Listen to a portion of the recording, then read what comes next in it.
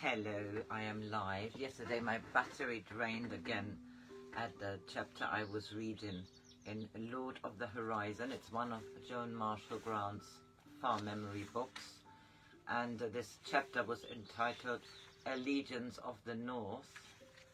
And Amenemhet, the new pharaoh, informs Ra-Ab that he has chosen a wife. And the chapter continues. I will read the next chapter as well. So this is the ending of chapter 3. Isn't she very young for marriage? I asked. I never saw the princesses when I was in the royal city, but I thought they were still children. Nefertiti is 13. It would have been better if she had been a year older, but I promised the North that the oath of marriage will be taken on the day of the festival of Min, that is, a month hence. I may find it necessary to let no more than the oath bind our marriage until she is older. I may even consult the physicians before deciding when it would be propitious for her to bear a child. But there needn't be a child, I began, and then realized that it was not for me to comment on such aspects of Pharaoh's life. Is it the princess's wish to become queen, or was she persuaded by the North? Asked Royden. You do me an injustice if you think that I would take a woman who was unwilling. I did not even trust to an emissary and insisted that I had her consent in person before I gave mine. She was already in the North with her mother, so it was easy for a meeting between us to be arranged. Do you think you will come to love her?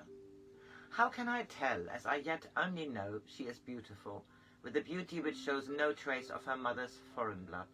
It is unnecessary for me to describe her to you in greater detail, for you will soon have an opportunity to judging her for yourselves.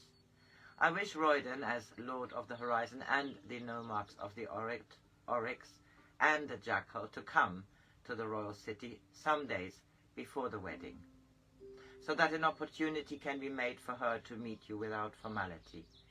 He smiled.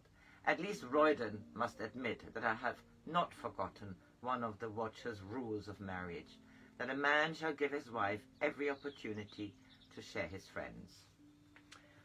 Now I'm coming to chapter 4, entitled Royal Wife. This is ancient Egypt. Chapter 4. At Mary's suggestion, I arranged for us to stay with her father, Ramios, keeper of the gold seal, while we were in the royal city, instead of going to the house of the two winds, which had come to me on the death of my kinsman, Heliokios. We made the journey by river, and Kias and Hanuk joined us on the way north. I loved to see the two of them together, for it was obvious that each day of their marriage brought them increasing happiness. Though in the Jackal there were fewer changes necessary under the new rule than there were in other nomes, Kias had found many outlets for her intense vitality. She was building a children's village where the orphans would be cared for, and this would adjoin a village for people who were too old to look after themselves, to which they could go as an alternative to living with their families. Each village will be a small estate, said Kias, with its own gardens and herds. The children are to be allowed to take a share in the administration of their community, instead of having always to do what grown-ups tell them. Hanuk thought that too much responsibility would make children unhappy, but I told him that there must be many children who are like we were, Ra-Ab, who are only rebellious because they are bored, and who only resent authority when it seems to them stupid. Some of them have their own plots of ground and grow food which is shared among the rest, and soon they will be given home looms so that they can learn to weave their own clothes, and one of their scribes is a skilled potter who is teaching them his craft. Kias and I were alone in the prow of the barge. I understood her so well that I knew she was only talking to hide her real thoughts. What are you thinking about, Kias? I'm quite sure it's not only about your orphans. Dear Ra-Ab, I've never been able to deceive you, have I? No, so I shouldn't waste time in trying. I don't want to. I want to talk. Usually I tell everything to Hanuk, but this might worry him. Most husbands are used to being worried. Oh, Ra-Ab, I wish we weren't making this journey. Why? Because it reminds you of Amenemhet? Because I don't want to meet his daughter. She knows that we all belong to the eyes of Horus, and that it was because of her father's fought against us that he was killed. But no one except you and Hanuk knows why Amenemhet came out to battle. That it was because Kias, whom he loved, tricked him into believing that the warriors of the West mocked him for a coward. I'm not sorry I did it. I'd do it again 100 times if necessary, for it helped to bring peace to Egypt. But a part of me that knows this is Kias, the nomarch of the jackal, not Kias, the woman. She betrayed a man who loved her, and it is so surprising, and is it so surprising that she dreads to meet his daughter? For I betrayed her too, Ra-Ab. If it were not for me, she might be ruling Egypt in her own right. She would be able to choose a husband she loved instead of being married for expediency. For our expediency to a stranger 20 years older than herself. You take up a burden that does not belong to you. If there is guilt to be borne, it is mine as much as yours. And if you had the choice, which would you take the greater burden of giving Egypt a pharaoh we could not trust? I have said that I know it is foolish of me, but I've never kept my thoughts from you, even when I knew them to be foolish. The servants were setting out cushions under an awning in preparation for the evening meal. We must go back to the others, said Kias. Never let Hanuk know that I have kept hidden from him this small anxiety, will you? It is never strong enough to matter when we are at home, but for then I've got so many things to do.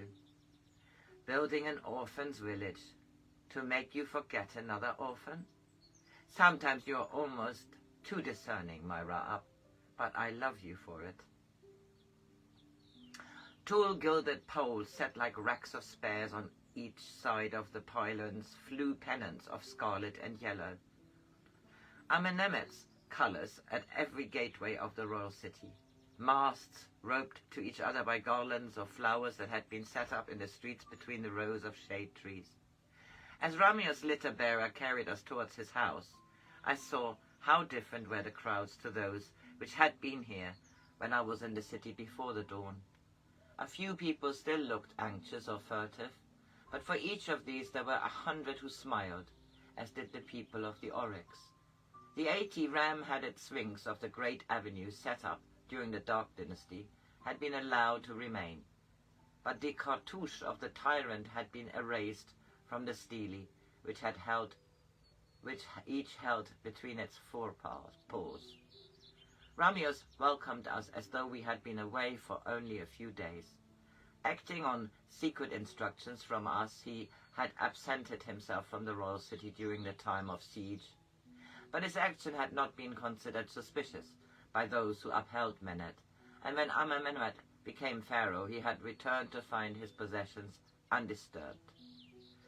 I expected him to be eager to hear details of how the Watchers had come to power, or at least of the part we had played in it, but I found that he considered such news irrelevant.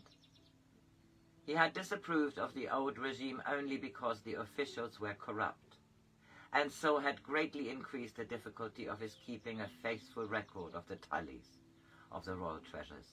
Now that he could rest assured that the men who acknowledged his authority would neither take nor offer bribes, he took little interest in reforms which did not personally affect him. You will be interested to hear, he said, as soon as greetings had been exchanged, that I've made further improvements in the barter system. People will still be allowed to exchange their produce for grain, but also, if they wish, they may receive barter tokens, which may be taken to storehouses maintained by the nomarchs, and there exchanged for anything they require. Pharaoh has approved my plan, and it is agreed that a grant shall be made from the royal treasure to enable each nomarch to equip the new storehouses. Father, you are so beautifully unchanged, said Mary. You haven't seen me for more than 2 years, and yet you don't ask me whether I like living in the Oryx, or whether Ra-Ab has proven himself to be a congenial husband, or whether your grandson has cut his first tooth. Ramios looked rather embarrassed. In my position as host, I considered it my duty to give news instead of asking for it. You must be weary after so long a journey, so let me give you wine, before I demand that you increase your thirst by conversation. As to the news for which you think I should have asked, the discerning eye of a father showed me that these questions need not be put into words. I would even be prepared to state that my grandson has several teeth, for only a lusty baby could result from parents so obviously contented. As I watched him greeting Kias, I wondered what he would think if he knew that she had once been the beautiful unknown, who, through Amenemhet's love for her, had been a favorite topic of conversation in the city. "It is a great joy to welcome you to my house," he said, "for I have long regretted that I had not the opportunity of meeting Ra-Ab's sister." Something in the inflection of his voice made me curious. Had he perhaps seen the prince's concubine and recognized Kias? I was sure that unless it suited him, he would never satisfy my curiosity.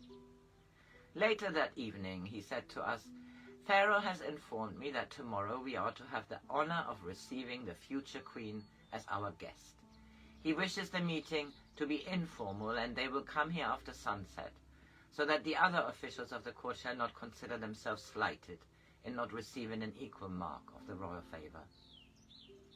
"Father, do you approve of Amenemhet's choice of the royal wife?" asked Mary. "It is not for me to question the decisions of royalty," began Ramios, but Mary interrupted him. "I didn't ask you as the gold seal, I asked you as my father. Do you think that any of us would betray you if you should be so daring as to say something indiscreet?" "Since you put it like that, I will tell you what is in my mind. Naturally, you will respect my confidence." "You can be sure that we will," said Kias, "and all of us are well used to guarding secrets." He looked at her, the shadow of a smile in his eyes, and then replied with emphasis, "Of that I am confident." He cleared his throat and took a sip of wine before continuing. "Of the Princess Nefertatan I know very little, though I have seen her on several occasions when I have been at the palace. She is mature for her age, and I hear that the scribes find her a willing and intelligent pupil. I've never heard it whispered that she is vain or ambitious, or even when a small child she was exceedingly docile.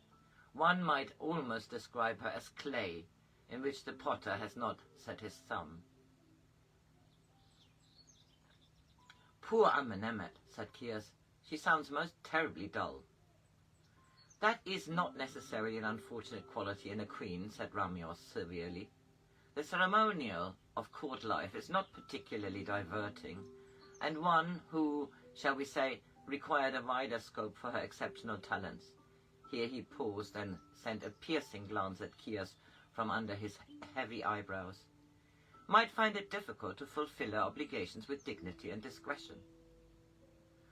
By now I was almost sure he had recognized Kias, and smiled to myself as I wondered whether he would ever bring himself to admit it even to Mary or me. "Then it does not matter her being dull. Why don't you approve of her?" asked Kias. "It is not that I disapprove of her. I regret it exceedingly if anything I may have said should lead you to believe I hold such an opinion.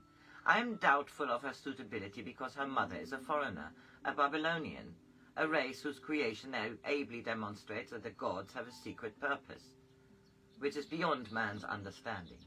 Though, since the gods found it necessary to make scorpions, I suppose that mankind should have been prepared for Babylonians." Is it quite fair to condemn Kyosotoris because she is a foreigner?" suggested Hanuk. "Amenemhet must have had some good reason for marrying her, or he wouldn't have made her the mother of his heirs. After all, she can't help being a foreigner. If she attempted to help it, I might find some compassion for her, but she is glorious in being a Babylonian." Ramios' voice was more colored by emotion than I had ever heard him. To be born a foreigner and yet not to regret it had for him the stink of blasphemy. "I was always rather sorry for her," said Mary, "though I don't think I ever spoken to her. Everyone knew that Amenemhet didn't love her, and she seldom went outside her own garden. or attended even the palace entertainments. She was very pretty in an odd sort of way, if one likes the Babylonian type. I cannot say that I consider her handsome, said Ramios, for then, being Egyptian, I am hardly in a position to judge. No doubt a tortoise finds pleasure in the appearance of another tortoise. In fact, if this were not so, those admirable animals would have defeated the purpose of their creator. He gave a small, dry chuckle, rather like a cough, and waited for us to appreciate his little joke.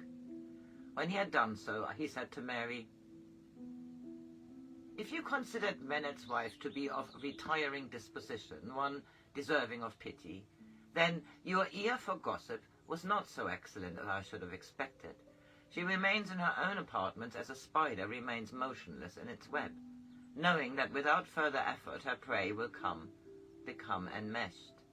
The women's quarters of the palace have always seethed with intrigue, but I had hoped that one of Amenemhet's first reforms would have been to send that woman and all those who are close to her into exile.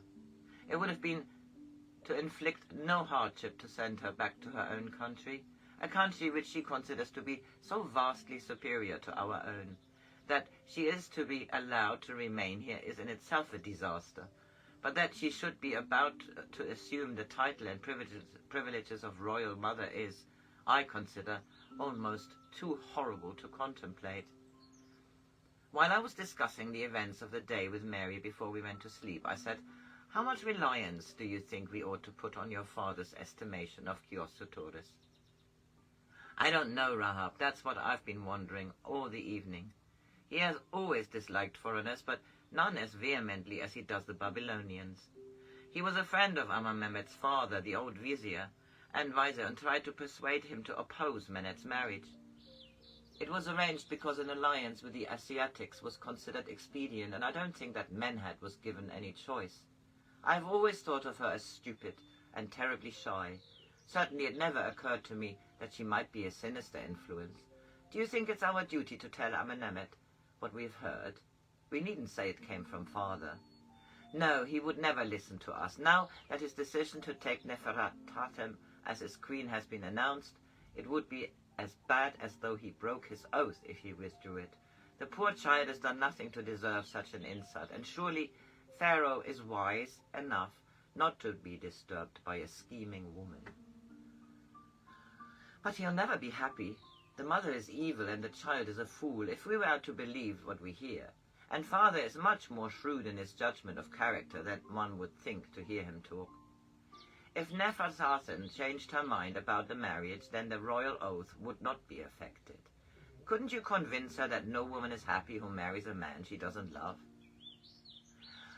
"I could try," said Mary thoughtfully. "Tomorrow, when they come here, would be my best chance. You don't think Amenemhet would be sorry if she changed her mind? I think you would be enormously relieved." And I stop this part here. We continue in my next reading.